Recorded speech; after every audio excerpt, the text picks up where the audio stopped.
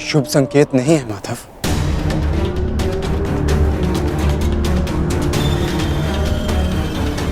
हाँ पार्थ, कदाचित आज का दिन, ये युद्ध कठिनाइयों से भरा होने वाला है। आज की परिस्थितियों के लिए सज्ज रहना पार्थ।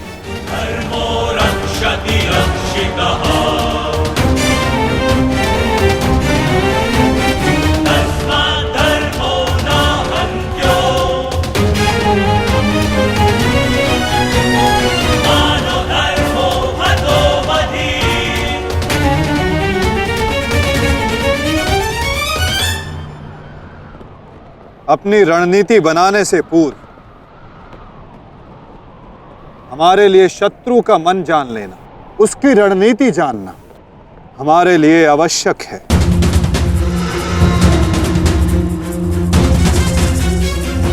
सबको ज्ञात है ना कि आज शत्रु का लक्ष्य क्या होगा? युधिष्ठिर को बंदी बनाना हमारा आज का लक्ष्य होगा।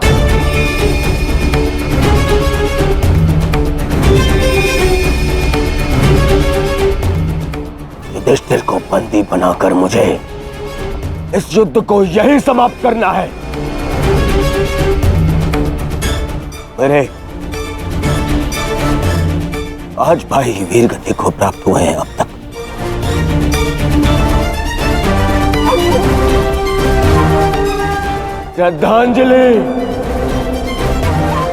श्रद्धांजलि देनी है मुझे उन्हें।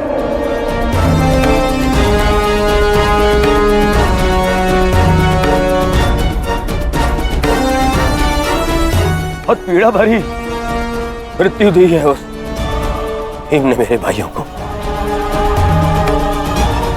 इन पांडवों को इतनी पीड़ा दूंगा कि अपनी मृत्यु की भिक्षा मांगेंगे ये मुझसे।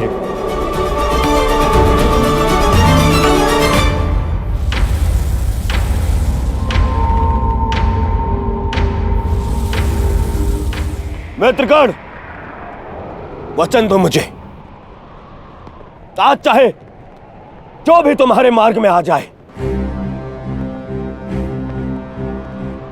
तुम उस पर दया नहीं दिखाओगे। आज चाहे जो कोई भी आ जाए तुम अपना सबसे तीव्र प्रहार उस पर करोगे। वचन दो मुझे मित्र। तुम्हारा आदेश मेरा वचन है मित्र। आज शत्रु कर्ण का एक भिन्न रूप देखेंगे।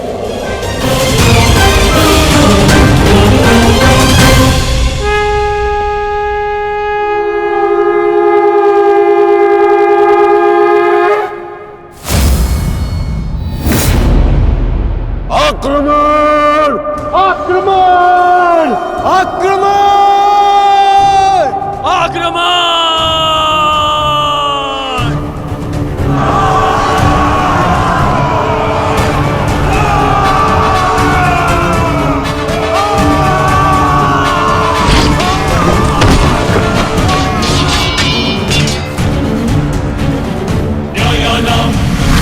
अस्त्र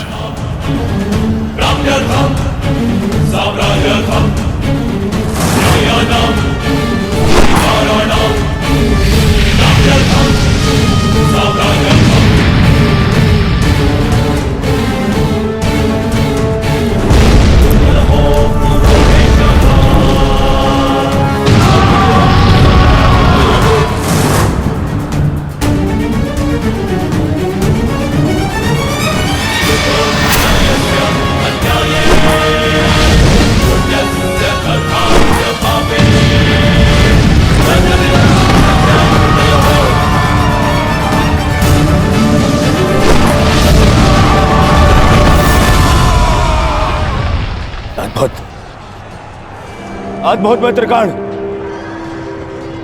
अद्भुत। अपना मार्ग ज्ञात है ना सभी को?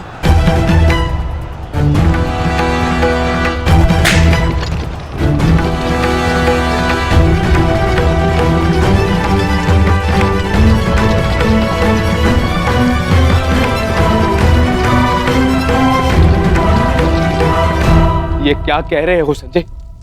युधिष्ठिर सेना के पिछले भाग की ओर बढ़ रहा है।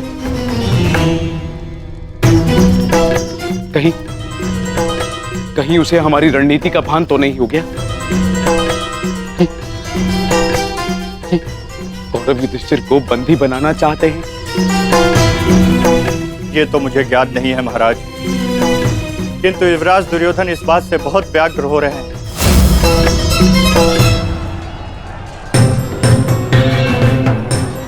अवश्य इन पांडवों को हमारी रणनीति का ज्ञात है, इसीलिए भीम एक और हमारी सेना को भ्रमित कर रहा है और युधिष्ठिर पीछे जा रहा है। मित्रगण, तुम जाओ, युधिष्ठिर के पीछे तुम जाओ और जाके उसे बंदी बनाओ। युधिष्ठिर को बंदी बनाना हमारे लिए बहुत आवश्यक है। जाओ मित्र। परंतु मित्र, मैंने महाराज को वचन दिया कि आज किसी भी कौरव के प्राण नहीं जाएंगे। मुझे उस वचन को भी निभाना है मित्र। उसके लिए हम सब हैं यहाँ। युधिष्ठिर तुम्हारे सामने एक दुर्बल योद्धा है, तुम उसे आसानी से बंदी बना सकते हो मित्र। उसे बंदी बनाते ही ये युद्ध यहीं समाप्त हो जाएगा और मेरे भाइयों की रक्षा भी। मुझे ये युद्ध यहीं समाप्त चाहिए। कर्ण, जाओ आगे। ठीक है मित्र, परंतु मेरी योजना स्मरण रखना। मुझे तुम्हारी योजना स्मरण रहेगी मित्र। आगे बढ़ो। तत्व से युधिष्ठिर के रथ की ओर तीव्र गति से आगे बढ़ो।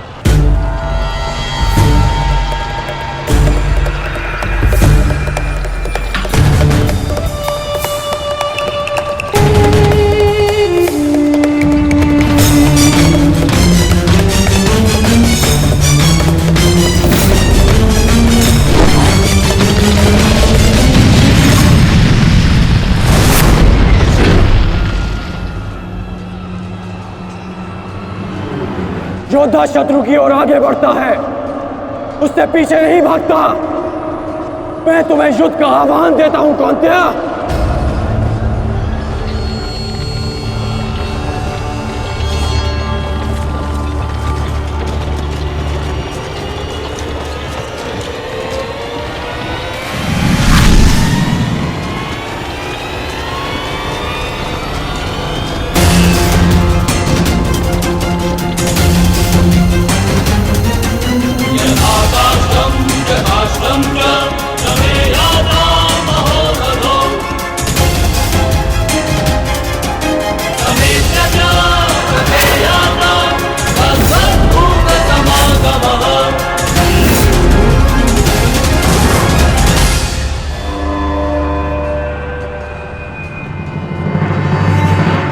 कौन्तेय तुम्हारा आवाहन स्वीकार करता है।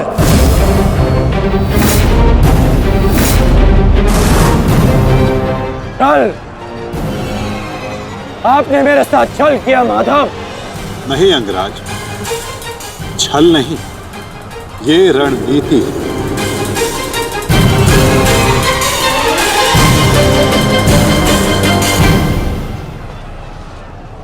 ये युधिष्ठिर का रथ है और इस पर युधिष्ठिर को विराजमान होना चाहिए था। वो तुम्हारी भूल है अंगराज, क्योंकि तुमने रथ को नहीं, रथी को युद्ध के लिए ललकारा है।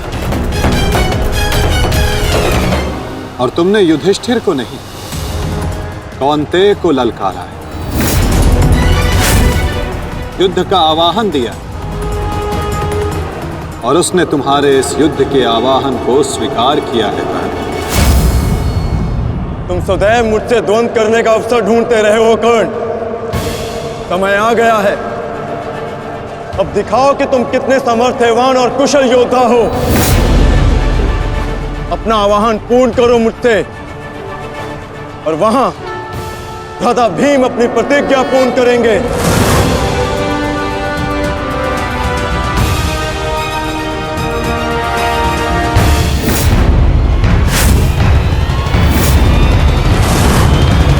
आज मैं 95 कौरवों का अंत कर दूंगा। पांचाली को दिया हुआ वचन और कुरु सभा में ली हुई प्रतिज्ञा आज दोनों ही पूर्ण हो जाएंगे। तुम आगे बढ़ो भीम, तुम्हारे मार्ग की बाधा हम दूर करते हैं, आगे बढ़ो।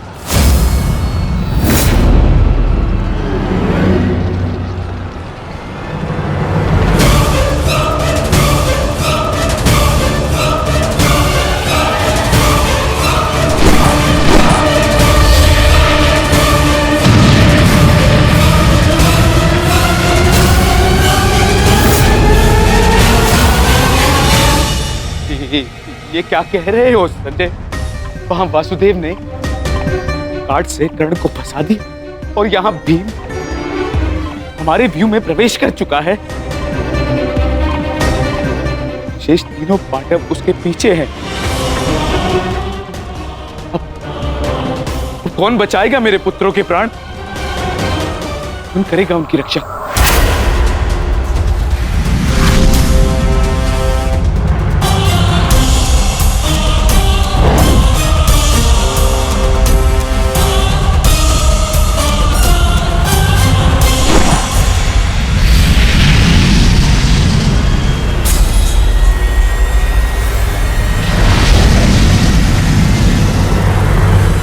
कर्ण का संकेत है।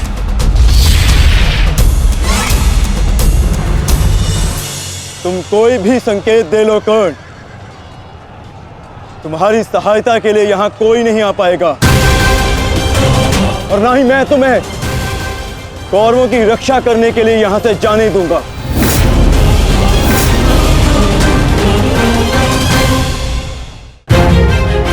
तुम कोई भी संकेत दे लो कर्ण, तुम्हारी सहायता के लिए यहां कोई नहीं आ पाएगा। कौन कहता है कि मैं रक्षा के लिए संकेत दे रहा हूं? माधव भले ही तुम्हारे सारथी हैं, किंतु इनकी नीति मैं तुमसे अधिक पहचानता हूं।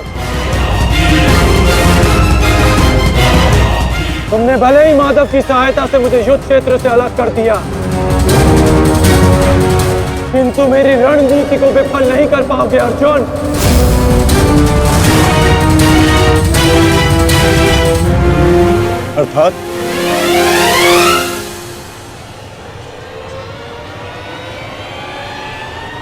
अर्थात मैं तुम्हारी रणनीति में नहीं, तुम मेरी रणनीति में फंसे हो अर्जुन। तुमने मुझे कौरवों से अलग नहीं किया, बल्कि मैंने तुम्हें पांडवों की सहायता से विमुख कर डाला।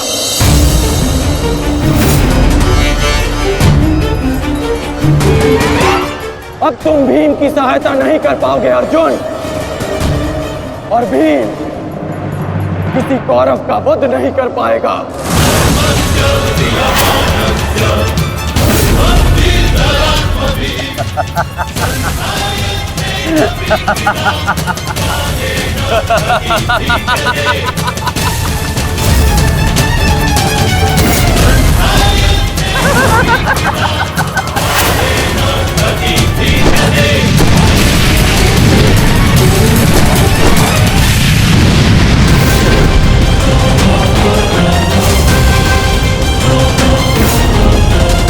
हमारा काल बनकर आए थे मूर्ख भीम, परंतु आज तुम स्वयं अपने काल के जाल में फंस गए। प्रिय भ्राता भीम, अकेले ही 100 कौरवों का वध करने की शपथ ली है ना तुमने? तो अब देखते हैं इस शपथ को पूर्ण करने का सामर्थ्य तुम्हें है भी या नहीं। प्रतिज्ञा पूर्ण करना चाहते थे ना गदाधारी? इस प्रतिज्ञा को पूर्ण करने के लिए तुम्हें अब अगला जन्म लेना होगा, क्योंकि इस जन्म में तुम्हें मरना होगा गदाधारी।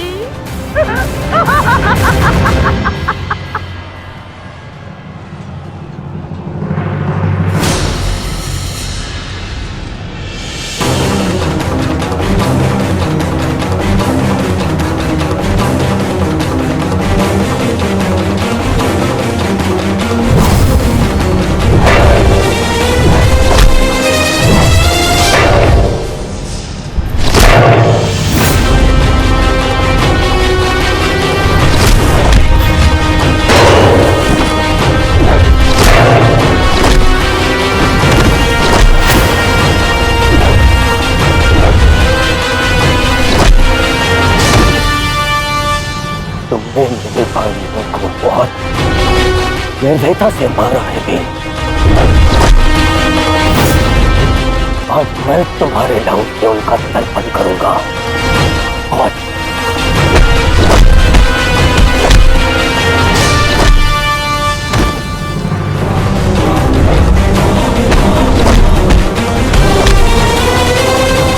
मैं तुम्हारे लहू से उनका तर्पण करूंगा। और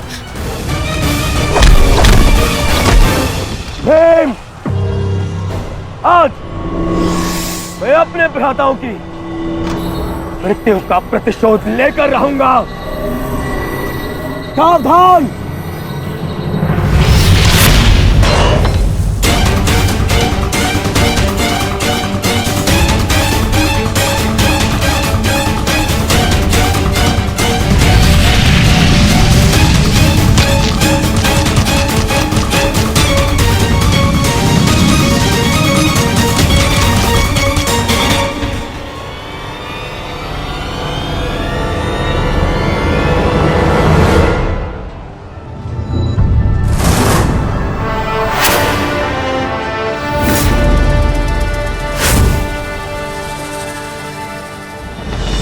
आपका प्रतिशोध पूर्ण हो न हो, परंतु मेरा प्रतिकार आज अवश्य पूर्ण होगा।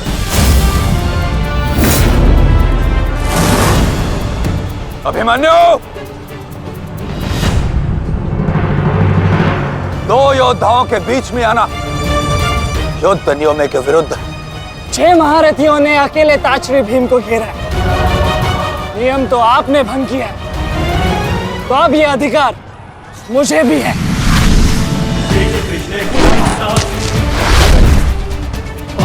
अभिमन्यु! चक्रबंधास्त्र।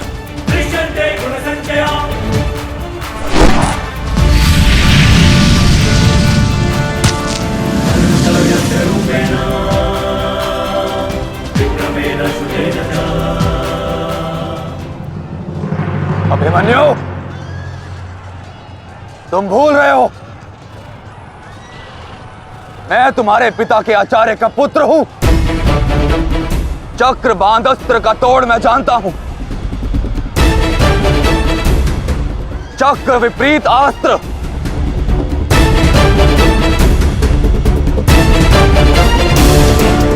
भूल तो आप रहे हैं महारथी। विपरीत अस्त्र तभी कार्य करता है जब युद्ध नीति गत हो।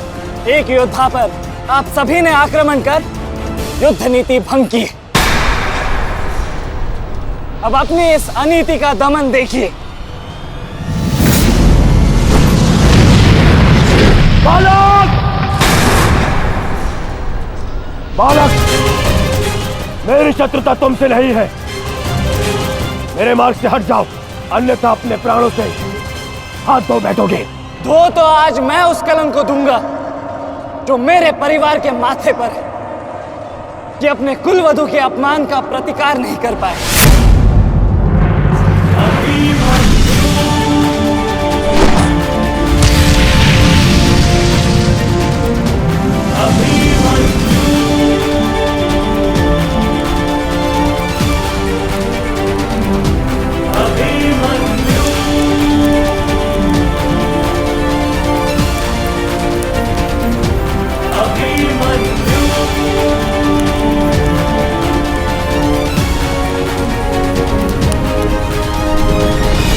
शत्रुता तुमसे नहीं है।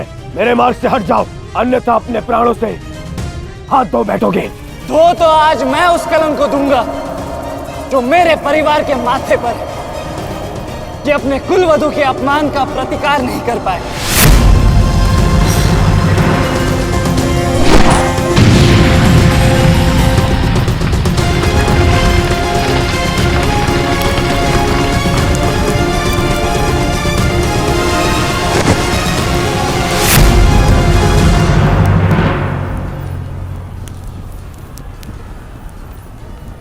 अनुभव करो इस ज्वाला को युवराज दुर्योधन।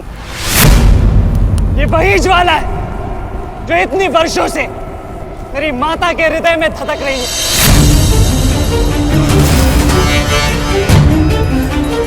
छोटा था मैं बहुत, और मेरा रोम रोम जल उठता था ये सुनकर कि मेरी माता के साथ क्या हुआ। सोचो मेरे माता पिता और मेरे काकाओं पर क्या बीती होगी जब उन्होंने वह दृश्य देखा। मेरे माता पर क्या बीती होगी जब सहस्त्रों आंखें उनके वस्त्रहीन होते शरीर पर पड़ रही थी। आज मैं आपको उस अपमान का अनुभव कराऊंगा। आपकी पूरी सेना और महारथियों के समक्ष आपका वस्त्र हरण करूंगा और कोई कुछ नहीं कर पाएगा।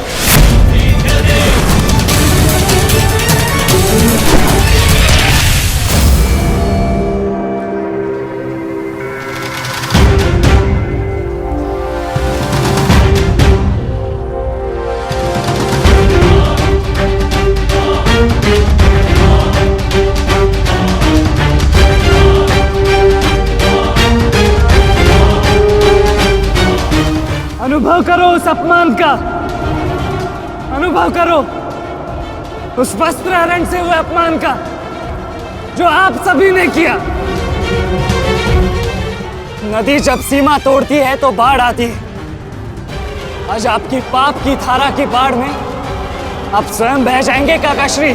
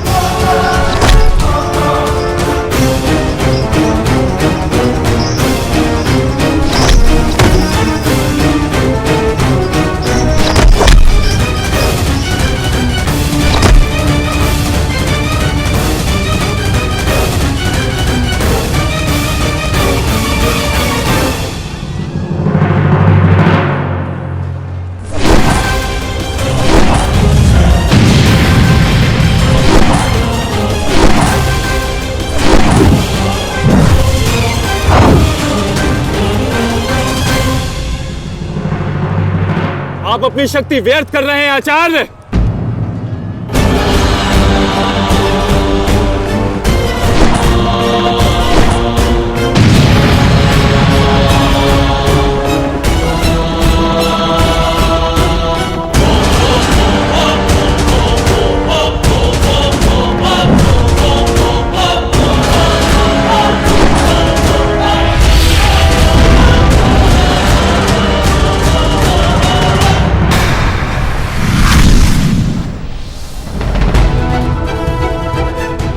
दुर्योधन को मेरी सहायता की आवश्यकता है। चलो सत्यसेन।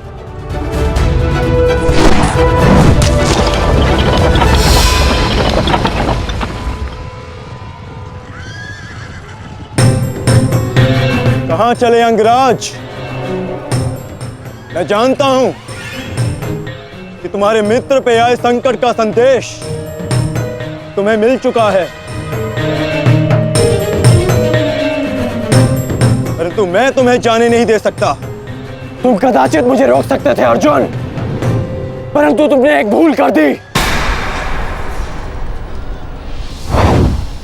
तुम अपने रथ पर नहीं हो अर्जुन। हाँ, वासुदेव तुम्हारे सारथी हैं, परंतु महाबली हनुमान का आशीर्वाद तुम्हारे रथ पर नहीं।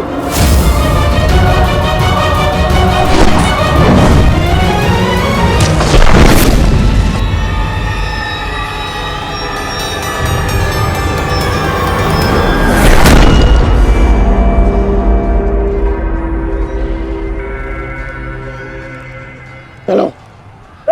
मैं अभी भी पराजित नहीं हुआ हूं कर्ण। तुम इस प्रकार द्रोण छोड़कर नहीं जा सकते।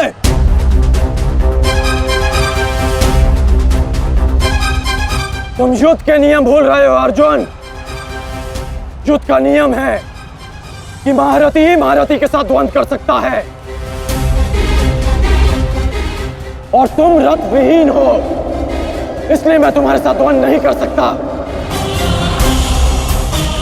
पहले अपने रथ का पहिया सुधारो, फिर आकर मुझे युद्ध का आह्वान देना, क्योंकि परशुराम शिष्य कर्ण नियम तोड़कर युद्ध नहीं करेगा।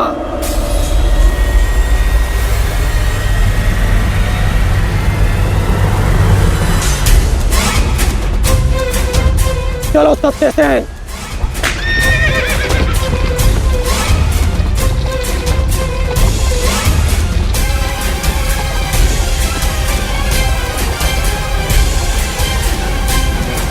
अब समझे पार्थ कि मैं कर्ण की प्रशंसा क्यों करता हूं।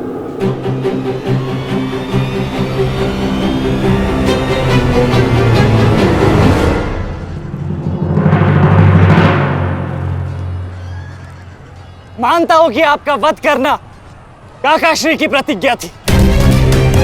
उनकी प्रतिज्ञा को भंग करने का दंड मैं सह लूंगा, परंतु आज अपनी माता के अपमान का दंड मैं आपको अवश्य दूंगा।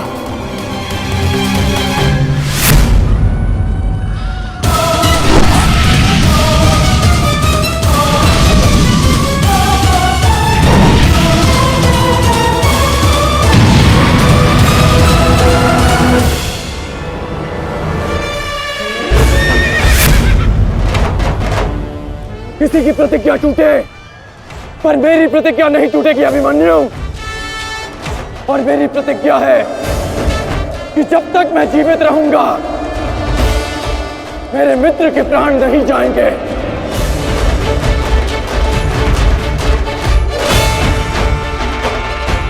यदि जीवित रहना चाहते हो तो पीछे हट जाओ अभिमन्यु।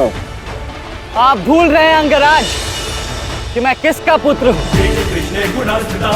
पीछे हटने के बारे में सोच भी नहीं सकता। तो प्रहार सहने के लिए तत्पर रहो।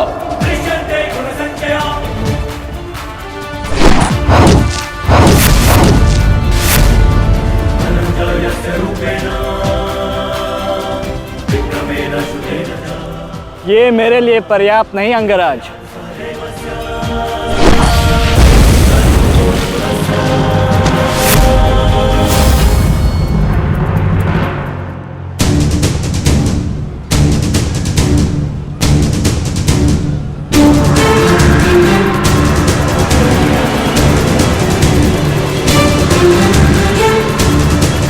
ना मेरे पास बाणों की कमी है और ना प्रहारों की।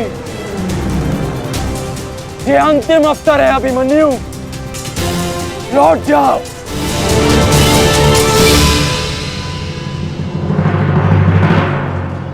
तो मेरे तुनीर में भी उत्तर प्रस्तुत है अंगराज।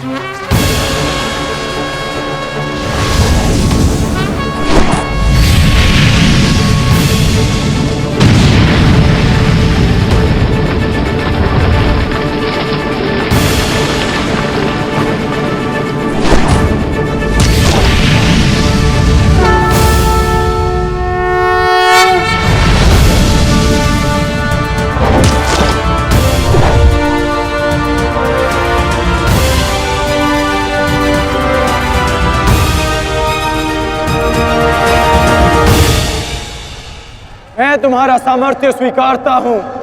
तुम एक कुशल योद्धा हो अभिमन्यु, किंतु कुशल होने के साथ साथ बुद्धिमान होना भी आवश्यक है। लौट जाओ। यदि कल युद्ध करना चाहते हो तो आज जीवित रहना सीखना होगा। लौट जाओ अभिमन्यु।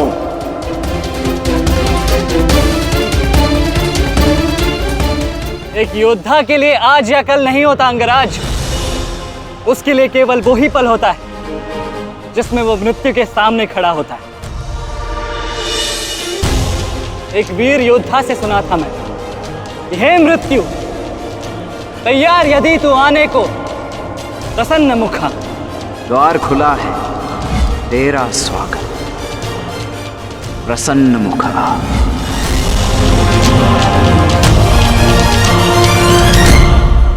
मुझे रोकने का अब केवल एक ही अस्त्र है आपके पास।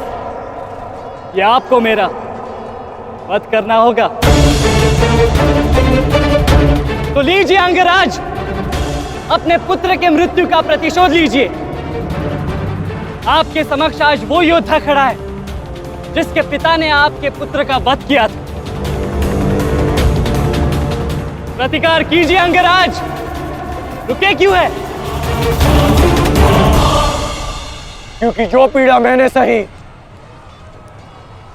मैं नहीं चाहता कि वो पीड़ा मेरा शत्रु भी सहे। कृष्ण ने अपना विकल्प स्वयं चुना था। वो रणभूमि छोड़कर जा सकता था, परंतु उसने मृत्यु चुनी। गर्व है मुझे तुम जैसे युवा योद्धाओं पर, जो अपना कर्तव्य पूर्ण करने के लिए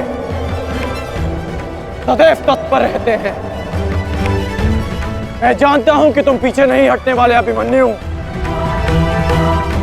परंतु मुझे भी अपना कर्तव्य पूर्ण करना है।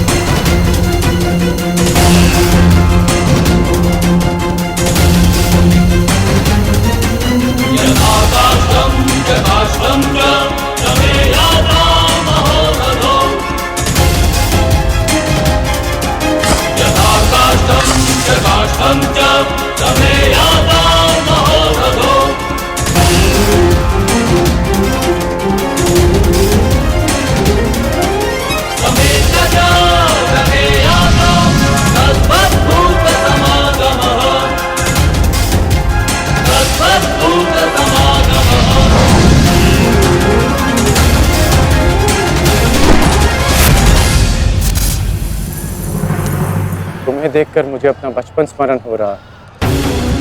अभी तुम्हारा जीवन आरंभ हुआ है, इसे इस प्रकार व्यर्थ मत करो।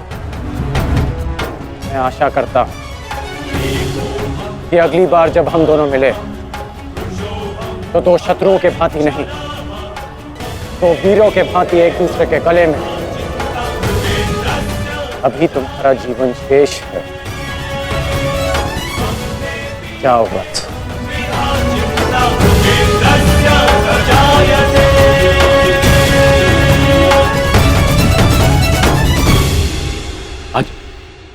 आज कौरवों की विजय हुई है गांधारी।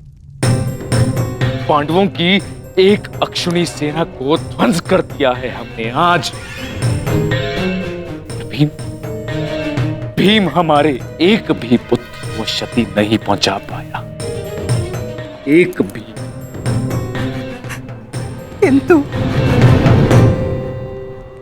किंतु दुर्योधन का क्या महाराज?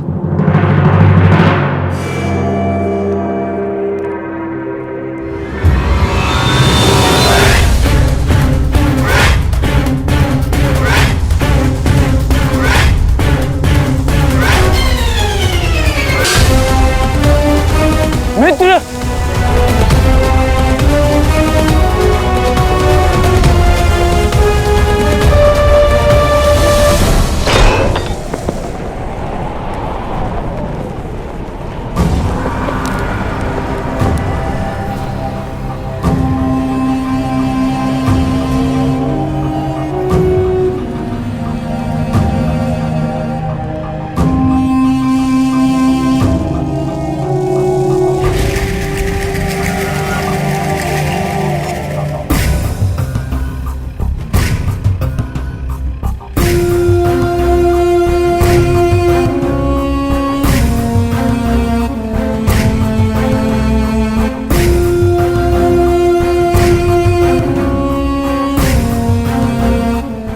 आज मैं आपको उस अपमान का अनुभव कराऊंगा। आपकी पूरी सेना और महारथियों के समक्ष आपका वस्त्रहरण करूंगा।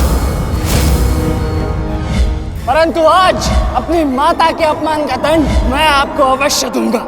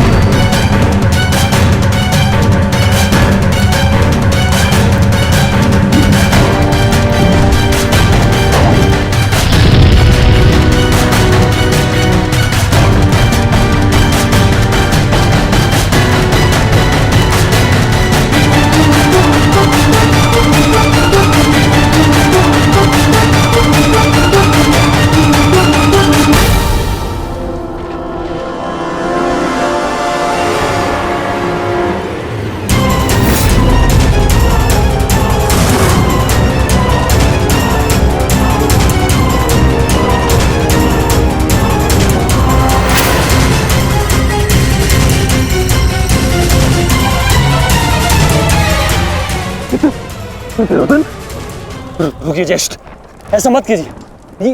ये क्या कर रहे हैं आप? दुर्योधन, दुर्योधन, ये सब कुछ क्या है? आज के इस युद्ध में हमें विजय मिली है, फिर ये सब कुछ क्यों कर रहे हो तुम?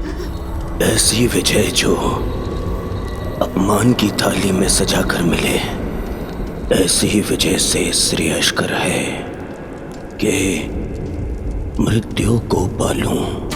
नहीं। मेरे जीवन में कभी मेरा इतना अपमान नहीं हुआ है। अब इस जीवन का और कोई मूल्य नहीं। मैंने ये युद्ध संपत्ति के लिए नहीं, अपने हट, अपने सम्मान के लिए बुलाई थी। अब जब सम्मान ही नहीं रहा तो इस विजय का मैं क्या करूंगा? मेरी सेना के सामने विश्व के महानतम योद्धाओं के रहते वो 16 वर्ष का बालक मेरे वस्त्र हरण कर गया और चेतावनी देकर गया है कि युद्ध में जब भी मिलेगा पुनः यही दोहराएगा। अब ये वस्त्र हरित दुर्योधन सम्राट बन भी गया। कैसे अपनी सेना से, अपनी प्रजा से आंख मिला पाऊंगा मैं? इस लज्जा के साथ मैं अब जीवित नहीं रह सकता। नहीं दुर्योधन, देखो अपने क्रोध पर काबू पाओ। देखो विजय हमारे निकट है दुर्योधन, मानो मेरी बात। छोड़िए मुझे मामाश्री, छोड़िए मुझे, अन्यथा इस अग्नि में मैं अपने आप से पहले आपकी आहुति दे दूंगा। छोड़िए मुझे। नहीं। छोड़िए, छोड़िए मुझे।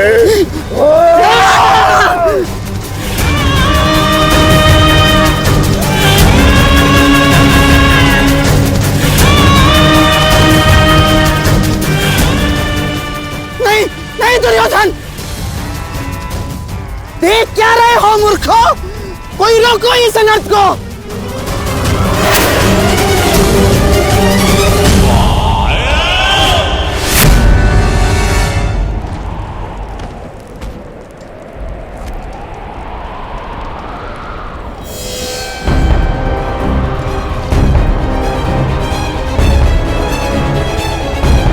तुम्हारे गुरुदेव ये सब तुम्हारे सम्मान, तुम्हारे अधिकार के लिए लड़ रहे हैं और तुम अपने कर्तव्य से मुंह मोड़ना चाहते हो।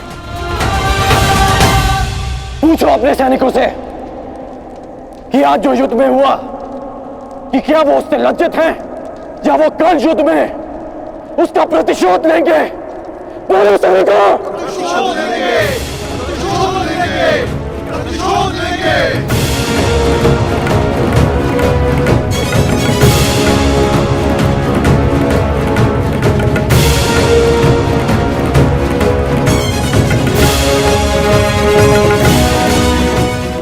सैनिकों का सम्मान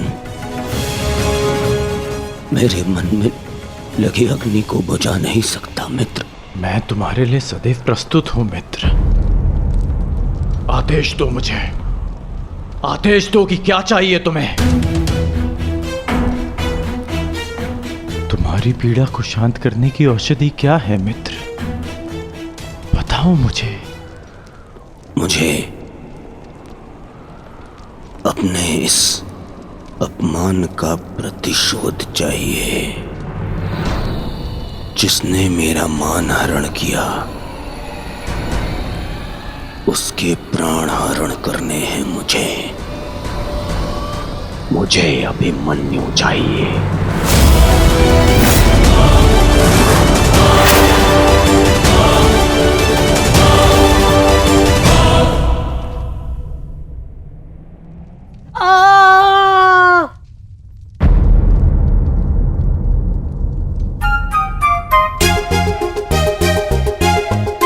बहुत पीड़ा हो रही है ना इन्हें। पीड़ा? अभी तक मैंने इसके घाव को छुआ भी नहीं है। अभिमन्यु तुम्हें सताने के लिए उपक्रम कर रहा है उत्तरा। बहुत बुरे हैं आप। और तुम बहुत डरपोक। एक योद्धा की पत्नी के मन में इतना भय शोभा नहीं देता उत्तरा। ये घाव हमारे लिए आभूषण होते हैं।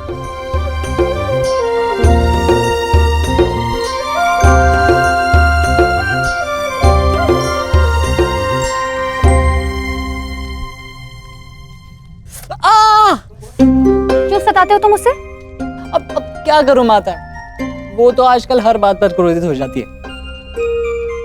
और अब आप भी मुझे डांट रही हो।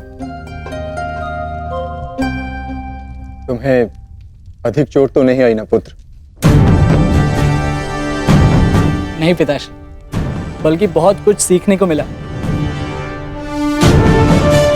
सच में अंगराज कर्ण एक महान योद्धा है। उन्हें आपके अतिरिक्त और कोई टक्कर नहीं दे सकता। हाँ पुत्र, परंतु हम दोनों के लक्ष्य और सोच भिन्न हैं। मुझे तुम पर गर्व है।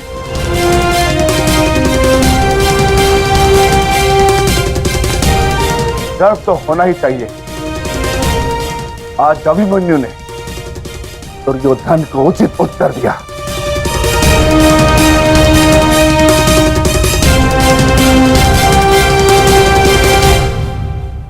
सत्य अभिमन्यु,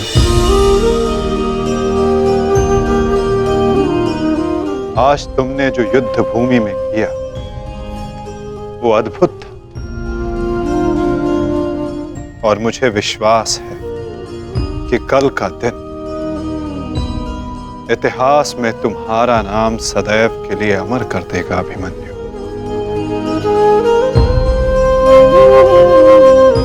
इतिहास से पूर्व मेरे पुत्र ने अपनी छवि मेरे मन में अमर कर दी है।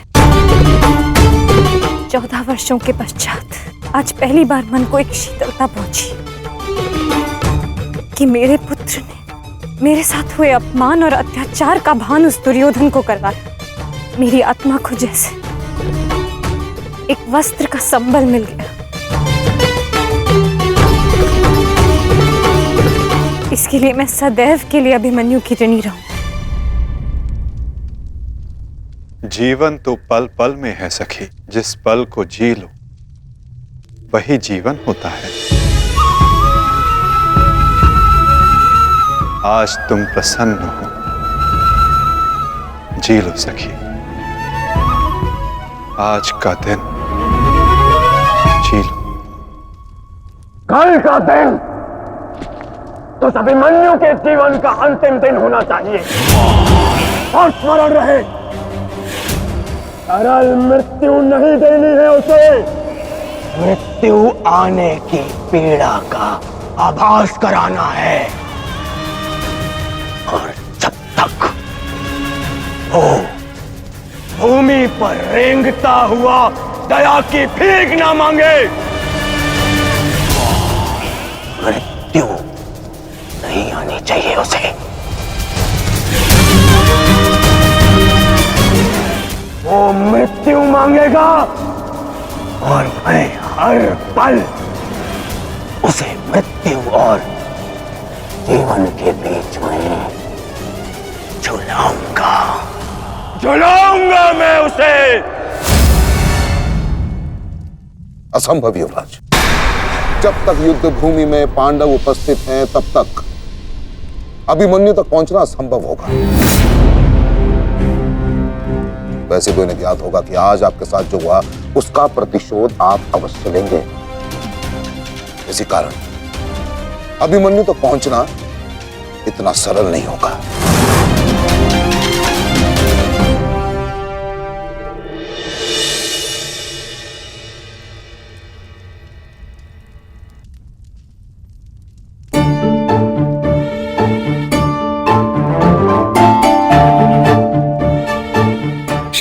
क्षमा कर दो, भूल हो गई बस। अच्छा अब क्षमा भी कर दो।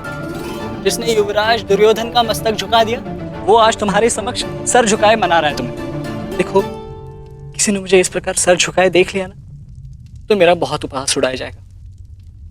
पहले वचन दीजिए कि भविष्य में आप इस तरह मेरा उपहास नहीं बनाएंगे।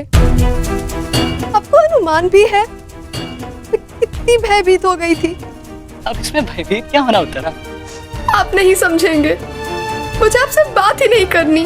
तो ठीक है, मत बात करना, परंतु कल यदि लौटा नहीं ना तो पछताना नहीं कि दोबारा ऐसे मत बोलना आर्य। भाई खो चुकी हूँ, पति नहीं खो सकती। क्षत्रिय हूँ, अपने अधिकार लेना जानती हूँ। आपको लौटना होगा क्योंकि इस बार केवल मैं नहीं, आपकी होने वाली संतान भी आपकी प्रतीक्षा करेगी।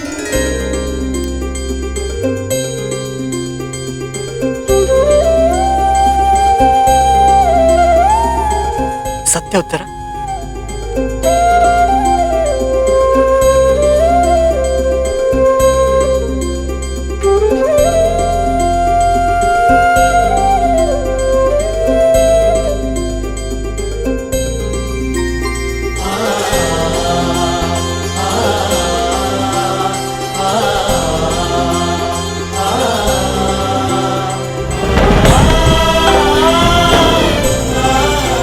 मैं तुम्हें वचन देता हूं उत्तरा, तुम और हमारी संतान सदा मुझ पर गर्वित रहेंगे। जानती हूँ आपकी संतान बहुत भाग्यशाली है।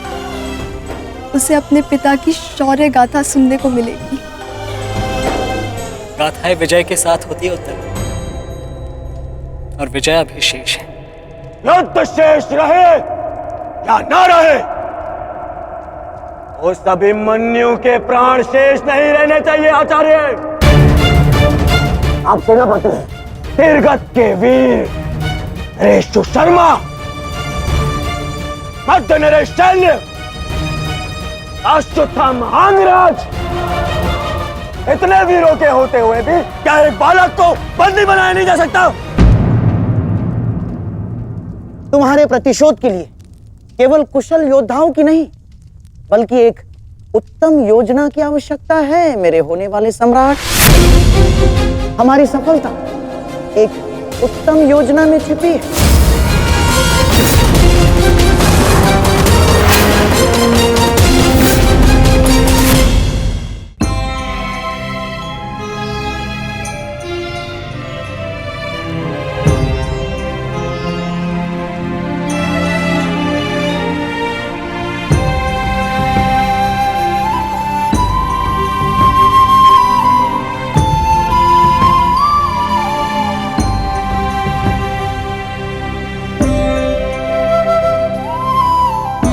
ऐसा क्या है जो आप चाहकर भी मुझसे नहीं कह पा रहे हैं सखा?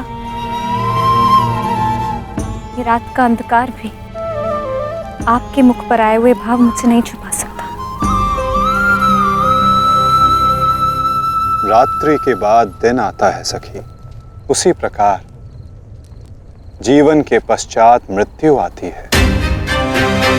सुख के बाद दुख आता है और यही सृष्टि का नियम है। हमें अपने जीवन में सबके लिए तत्पर रहना चाहिए सखी।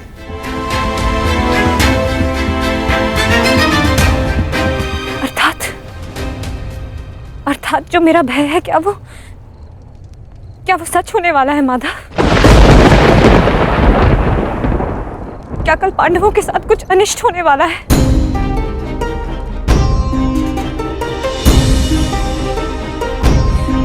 आप तो सब जानते हैं ना सखा। बताइए मुझे।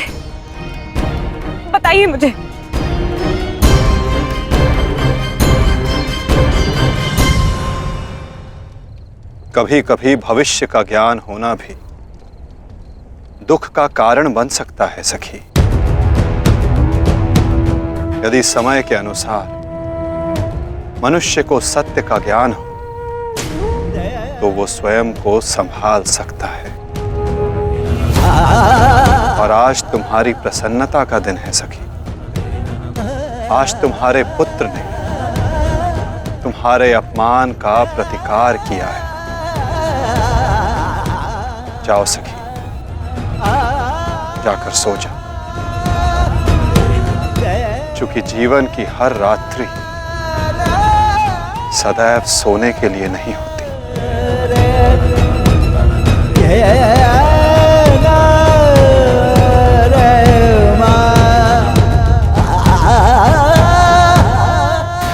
तब तक सो नहीं पाऊंगा जब तक मेरा प्रतिशोध पूर्ण ना हो जाए आचार्य।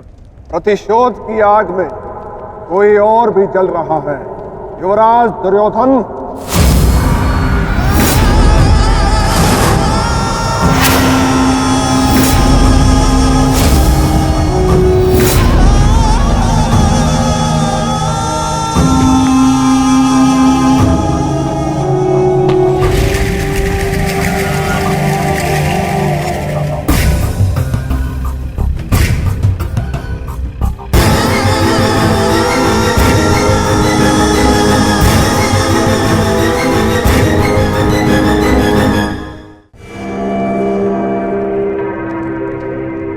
माता श्री सिंधु नरेश जयद्रथ। भूल को क्षमा किया जा सकता है, अपराध को नहीं। इस अपमान के पश्चात विचलित बचा तो ऐसा भयंकर प्रतिशोध होगा कि तुम पांचों की आत्मा कांप उठेगी। प्रतिशोध लूंगा। कल तुम्हारे साथ साथ मेरा प्रतिशोध भी पूर्ण होगा और मैं सम्मान सहित तुम्हारी बहन दुशला को अपना मुख दिखा सकूंगा।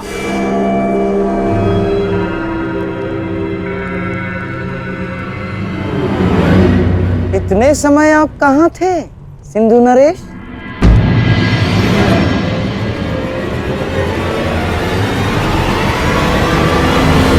अपने अपमान के प्रतिशोध का प्रबंध कर रहा था।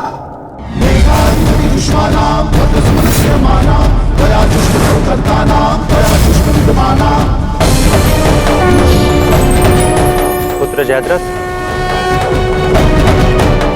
मैं तुम्हारी तपस्या से प्रसन्न हूं। मांगो, क्या वर मांगते?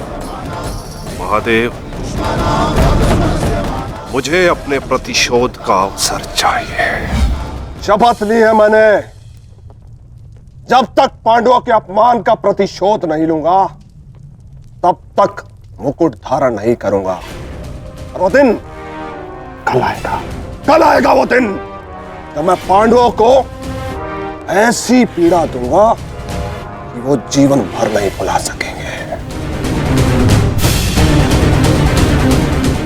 महादेव का आशीर्वाद है मेरे साथ और मैं तुम्हारे साथ युवराज। तुम्हारी योजना और मेरा प्रतिशोध दोनों कल सफल होंगे।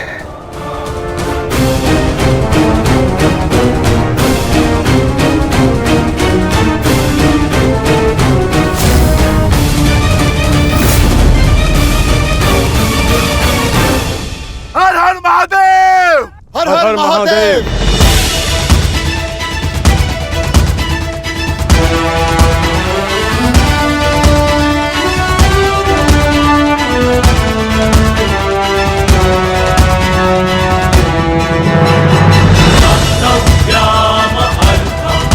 सर्वोत्तम बनो पुत्र, संसार के सभी योद्धाओं में तुम्हें सबसे अधिक कीर्ति प्राप्त हो।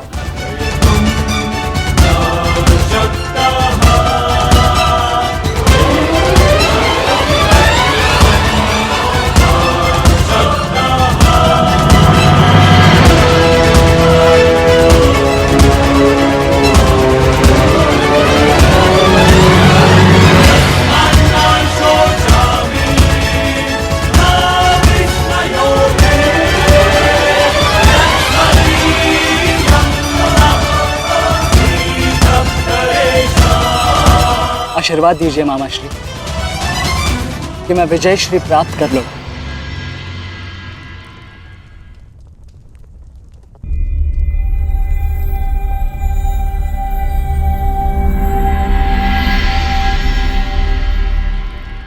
विजय तो कायरों को भी प्राप्त होती है पुत्र, परंतु कीर्ति और यश केवल शूरवीरों का मुकुट बनती है। मेरा आशीर्वाद तुम्हारे साथ है पुत्र। तुम युद्ध क्षेत्र में वो कीर्ति प्राप्त करो जो तुम्हें अमर बना दे।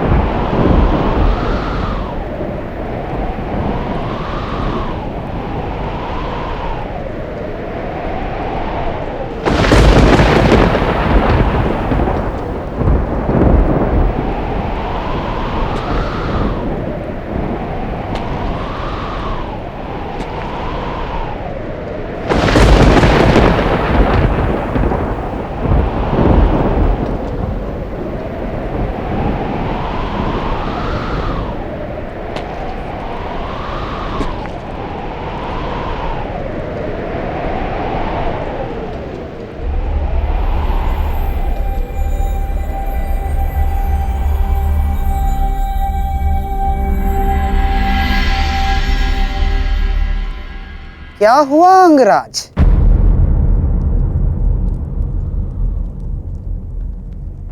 सूर्यदेव से आप ये प्रार्थना तो नहीं कर रहे हैं कि वो उदित ही ना हो? अर्जुन को दिया वचन आपको पूर्ण करना होगा अंगराज। सूर्यास्त का बहाना बनाकर कहीं आज भी शत्रु को जीवित छोड़ देने का मन तो नहीं बना लिया आपने?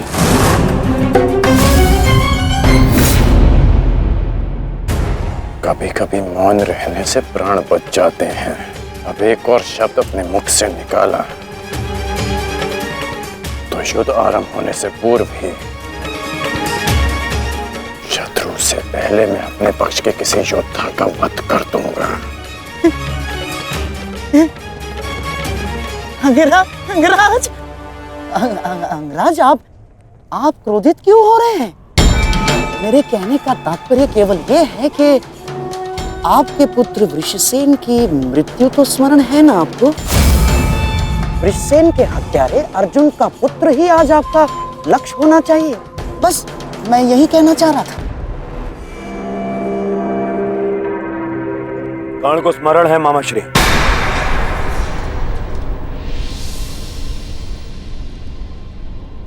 और मुझे भी।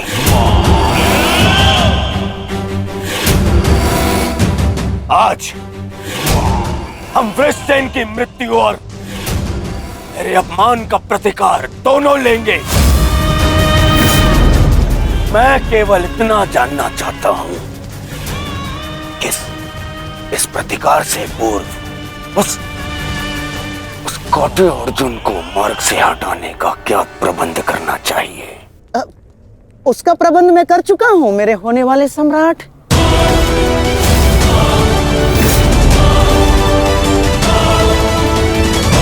महाराज, त्रिगत नरेश सुशर्मा अवसर का लाभ उठाने के लिए एक विशाल सेना के साथ विराट पर आक्रमण करने जा रहे हैं। विराट नगर को सहायता की आवश्यकता है, शीघ्र कुछ कीजिए। मुझे शीघ्र ही विराट प्रस्थान करना होगा। किंतु महाराज, इतने कम समय में आपका विराट पहुंचना असंभव है। केवल वासुदेव में ही वो क्षमता है जो वायु गति से रथ चलाकर अर्जुन के साथ वहां पहुंचे। हमें आपकी सेना की आवश्यकता है और अर्जुन अकेला ही उन सब के लिए पर्याप्त है। किंतु अर्जुन की अधिक आवश्यकता यह रणभूमि में है। परंतु महाराज, आप वहां बहुत से परिवार, स्त्री और बालक संकट में। एक समय था जब विराट राज ने हमें अज्ञातवास में शरण दी थी। आज वो समय आ गया है कि हम उसका ऋण चुका सकें।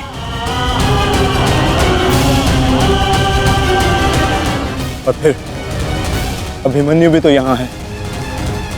मुझे इस पे पूर्ण विश्वास है।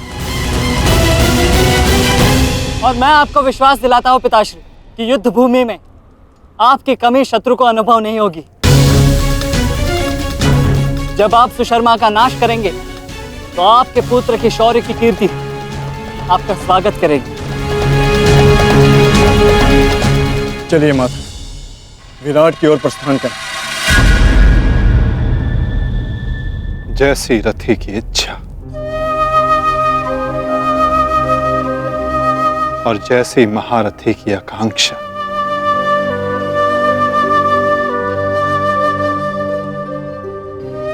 आओ पार्थ।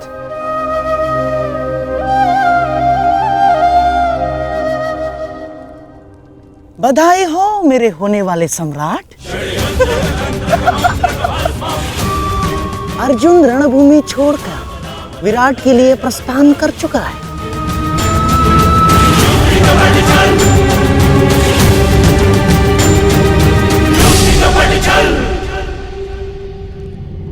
आचार्य द्रोण, समय आ चुका है।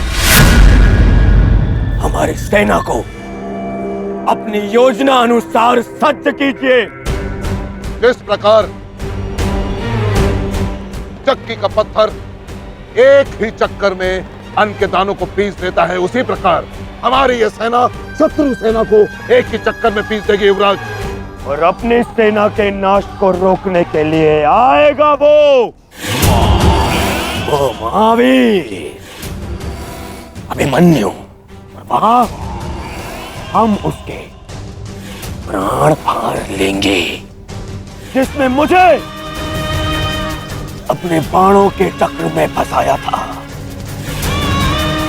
आज वो फंसकर मरेगा हमारे चक्रव्यूह में। युद्ध का 13वां दिन।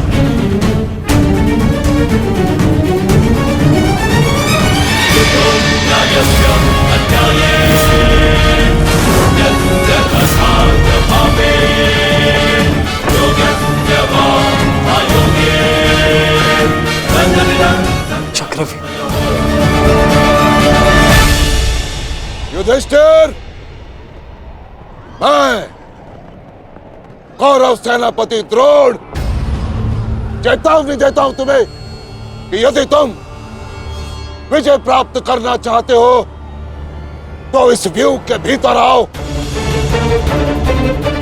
और यदि तुम इस व्यू को तोड़ने में सक्षम रहे तो हम अपनी पराजय स्वीकार कर लेंगे, और यदि नहीं तो तुम अपनी हार स्वीकार कर लेना। सुना तुमने?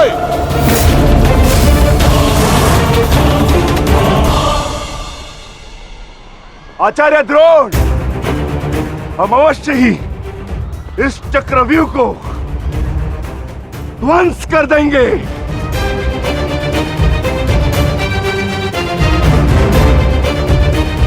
यह असंभव है। चक्रव्यूह युद्ध का सबसे कठिन और सबसे विनाशकारी व्यू है। इसका हल केवल अर्जुन के पास है। यह आचार्य द्रोण की योजना थी, इसीलिए अर्जुन को युद्ध भूमि से दूर किया गया।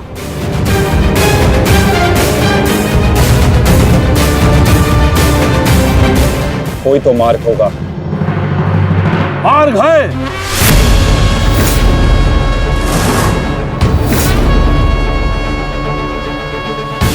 मैंने भी उसी आचार्य भारद्वाज से चक्रव्यूह भेदन सीखा है, जिस आचार्य भारद्वाज से उस द्रोण ने चक्रव्यूह की रचना सीखी।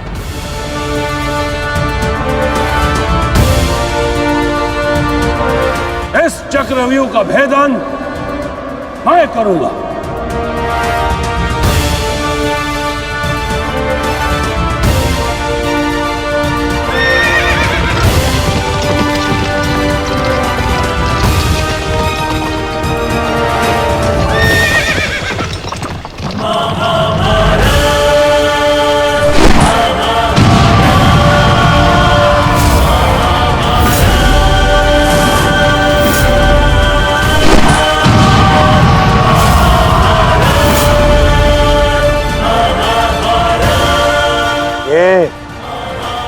क्या है आचार्य?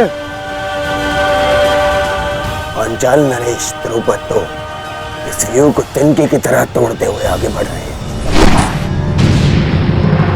भूल गया वीरराज कि मैंने और इसी द्रुपद ने मेरे पिताश्री के आश्रम में इस चक्रव्यूह का अभ्यास किया था। तो अपने मित्र को रोकने के लिए कोई अस्त्र, कोई शस्त्र है आपके पास? अब तो केवल एक ही अस्त्र है और एक ही शस्त्र दुर्योधन। जयद्रथ!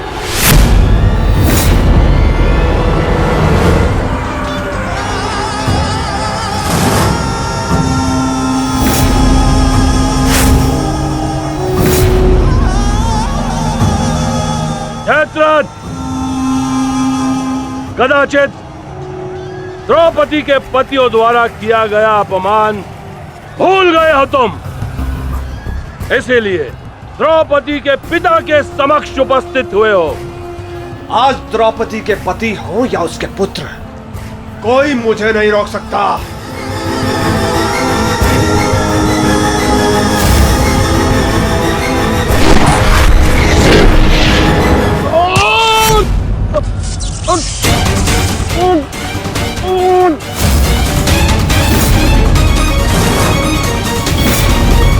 आगे बढ़ो पांडवों, अन्यथा अपनी सेना का विनाश देखो।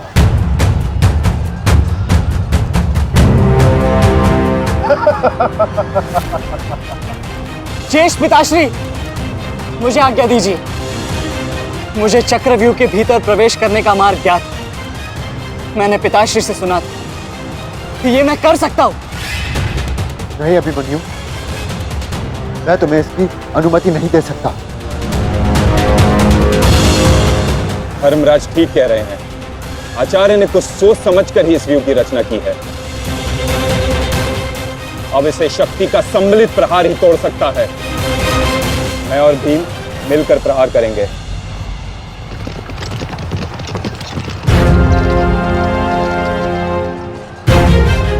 देखिए ने मामा श्री, कृष्ण और भीम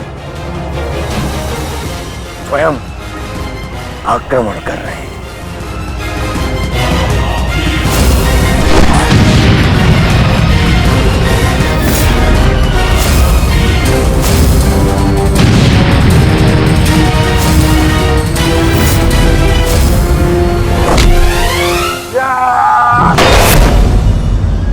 आज इनके हर एक प्रहार का उत्तर है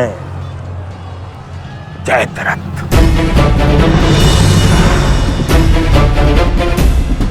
चक्रव्यूह में प्रवेश करने से पूर्व मुझसे नहीं मिलोगे मित्र? स्मरण है ना 5 चोटियां? आज उसी के प्रतिकार का दिन है। प्रभु, मैं चाहता हूं कि युद्ध भूमि में किसी एक दिन सभी पांडवों पर विजय पा सकूं। सब पांडवों पर विजयी होने का आशीष नहीं दे सकता जयद्रथ, क्योंकि अर्जुन को मैंने पशुपतास्त्र दिया। मेरा ही वरदान मेरी ही शक्ति को छीन नहीं कर सकता। इसलिए केवल अर्जुन को छोड़ जिस दिन तुम चाहोगे शेष संसार के समस्त योद्धाओं के समक्ष तुम अपराजय रहो। आगे बढ़ो भीम, आज मेरी गदा का स्वाद भी चक्कर देखो।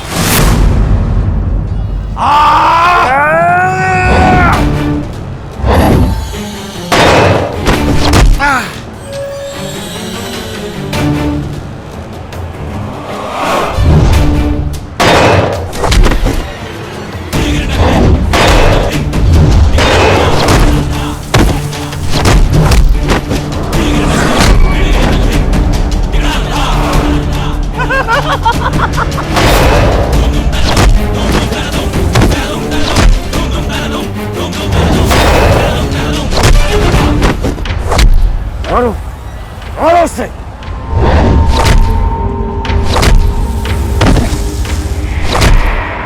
ताजश्री, आप ऐसा कैसे होने दे सकते हैं?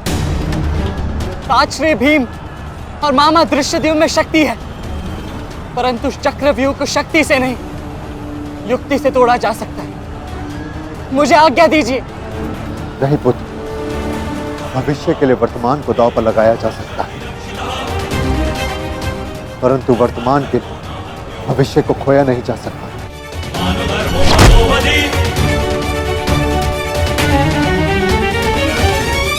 ताजश्री भीम और मामा दृश्यद्युम्न में शक्ति है, परंतु चक्रव्यूह को शक्ति से नहीं युक्ति से तोड़ा जा सकता है। मुझे आज्ञा दीजिए।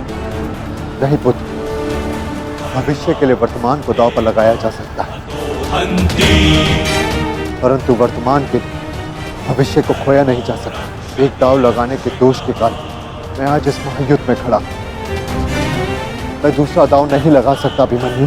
परंतु आज यदि चक्रव्यूह को तोड़ा ना गया तो हम ना केवल हार जाएंगे, बल्कि मेरे पिताश्री का सर भी झुक जाएगा। आपने वो दांव लगाकर सर झुकाया था और मैं ये दांव खेलूंगा अपने पिताश्री का सर ऊंचा रखने के लिए। मैंने उन्हें वचन दिया था कि युद्ध भूमि में शत्रु को उनकी कमी अनुभव नहीं होगी, और मुझे शत्रुओं को वीर अर्जुन के रक्त का तेज दिखाना है। इसीलिए आज्ञा दीजिए ताजश्री, और फिर मैं अकेला कहाँ हूं? चक्रव्यूह में मेरे प्रवेश करते ही आप भी मेरे पीछे पीछे अंदर आ जाइए। मैं मार्ग बनाऊंगा और आप चक्रव्यूह को ध्वंस कीजिएगा। सोचिए मत, समय नहीं है ताजश्री। आशीर्वाद दीजिए।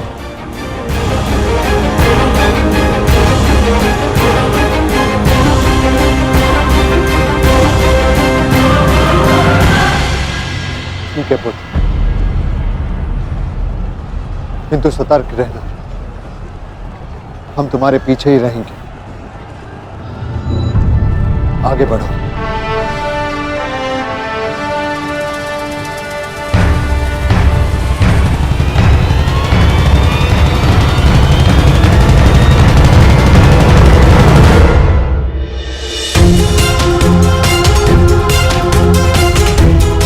जाओ सर, जाकर सो जाओ, क्योंकि जीवन की हर रात्रि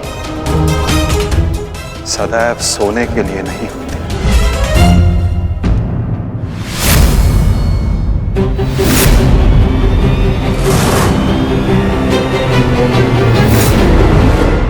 मेरी सुरक्षा के लिए माता यज्ञसेनी का आशीर्वाद है मेरे साथ, और जब तक ये मेरे साथ है मुझे कुछ नहीं हो सकता।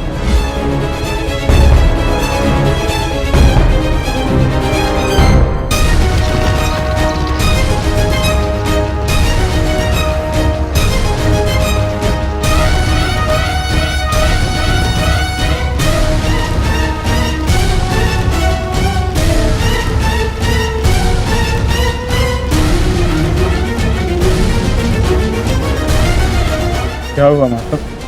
आप रुक क्यों गए? चूंकि समय नहीं रुकता पार्थ, परंतु मानव को 2 पल रुकने का अधिकार है।